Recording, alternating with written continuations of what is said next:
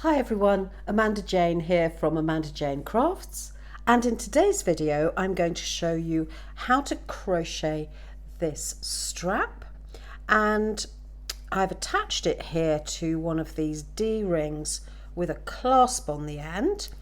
You would have two of those if you were going to attach it to a bag, but I'm using this as a keychain. I'm going to create another one to go on my Miu Miu inspired bag that I'm in the middle of making.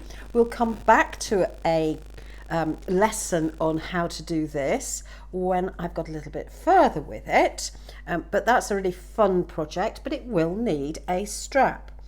Now, the reason I like a stitch for a strap rather than just doing single crochet is that it doesn't stretch as much.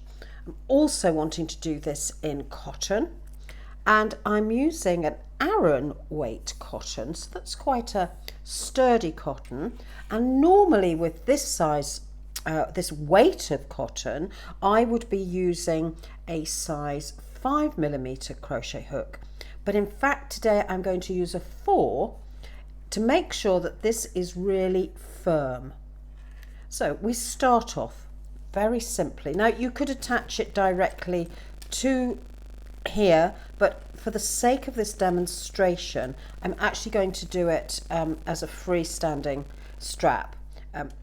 We'll go on to how you attach it right at the end, or you can simply stitch these two together either by hand or by using single crochet for extra firmness. So there's different ways that you can go about attaching your strap. So start with a slip knot like that, pop it on your hook, close it up so it's quite tight, not too tight.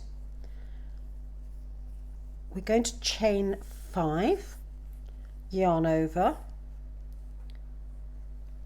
through the loop, yarn over, through the loop, yarn over, through the loop, yarn over, through the loop, and one more yarn over through the loop. We're going to start off by going through the second chain from the hook. So that's 1, this is 2. So we insert our hook into that chain, yarn over, pull up a loop, yarn over, yarn into the next one, yarn over, pull up a loop. That's 3 on the hook. Insert your hook into the next chain, 4 and 5. So in other words, we've gone back to the beginning, just collecting loops. Now we need to get rid of them, so we do a yarn over, pull through 2,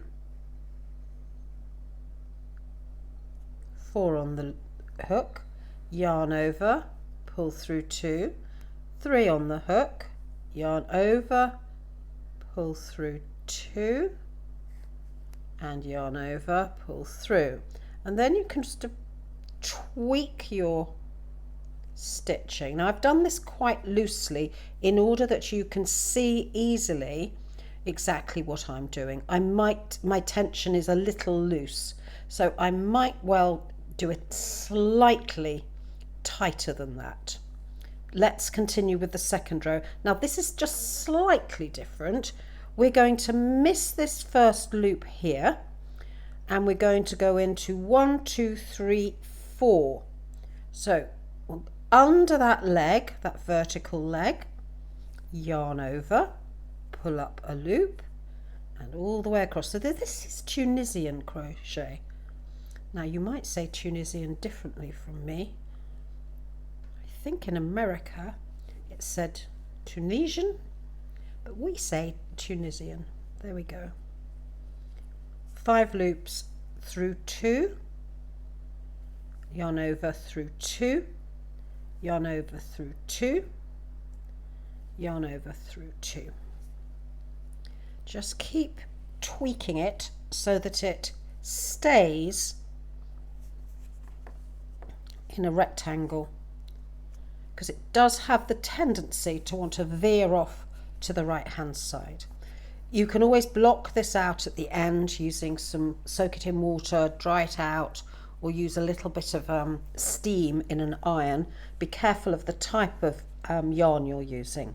So the next row is exactly the same. Insert your hook into the second leg, 1, yarn over 1, insert. You have to be careful not to split the cotton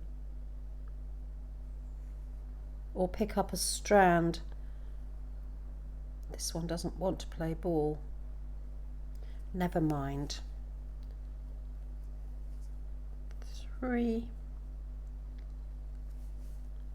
4, and the last one, 5, yarn over through 2, yarn over through 2, yarn over through 2, yarn over through 2, and again. Insert your hook, make a loop, 3, 4, and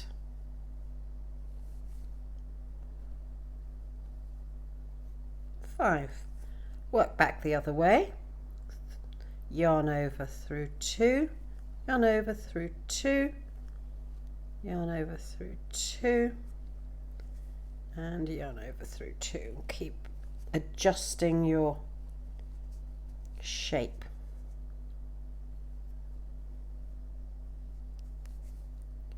One, 2, 3, and 4. 4, 3, 2, 1. Now I'll just do a few more rows. I'll keep the video going. Saves me time when it comes to editing, and also you can watch and you can slow the video down if you want to by going to the bottom of the video on YouTube and looking for that little gear icon that looks a bit like a flower, and then you can choose your playback speed to whatever suits you. So straps, you use them on crossbodies, you can attach a strap with a clasp to your backpack. If you've got a container, you can have interchangeable straps on bags or purses. So there's lots of different uses for a strap. Making them interchangeable is fun. Now with a clasp, you could either attach it to a metal D-ring, or you could make your own loop using chain which is covered in single crochet. That's quite straightforward to do. You'll find instructions on how to do that in my coin purse video, which is one of my early videos. I'll put a link in the description below so you can see how to make a loop. We'll also go through how to start off with that D-ring as well. So there we have it. That is how we make our strap, and I would continue to the length that I want. As you can see, there is a little bit of give in it, but there's not much give in it, so that's really nice and strong and firm. Now to join this together, now you might prefer to have that as the right side, but this technically is the right side. We put right sides together, hold our work firmly, and now we're going to take our hook out of our work, put it through the first stitch, capturing 2 strands. Do it like this first of all, and then pull this loop through and just do a chain and pull this tightly, because you want this to be very firm. Now you're going to pick up that's the strand on the beginning row and a strand on the end row, or maybe 2 strands. This is fiddly, this one here, and you can slip stitch it, or you can do a single crochet depending on your preference. Makes no difference to the strength. I'm slip stitching it. I'm pulling that loop through, pulling it through like so, and then I'll do one in that last space like so.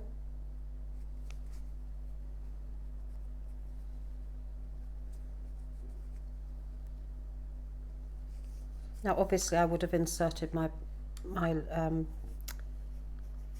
D-ring into there, but that makes it too difficult to show you clearly how to stitch that together. So that's how you would stitch this together. I'm going to undo this because clearly we do not need to do a tiny teeny little strap like that or keychain, but the principle's the same however long your strap is. Now the other thing that you could do is to attach your D-ring by crocheting through this, and then I like to do a single crochet. It does move about a lot. It's slippery and fiddly. So let's take this loop through here like we did before, and then we're going to do a chain. We'll go back into our work, capturing the metal, and I'm going to do a slip stitch this time because it's very much firmer. Single crochet rather, around the metal and along the top. I'll leave a long cut off here,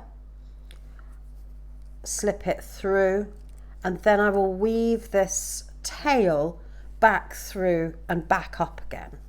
So once again, that's probably the best way of capturing, and you can see on the other side it's quite neat.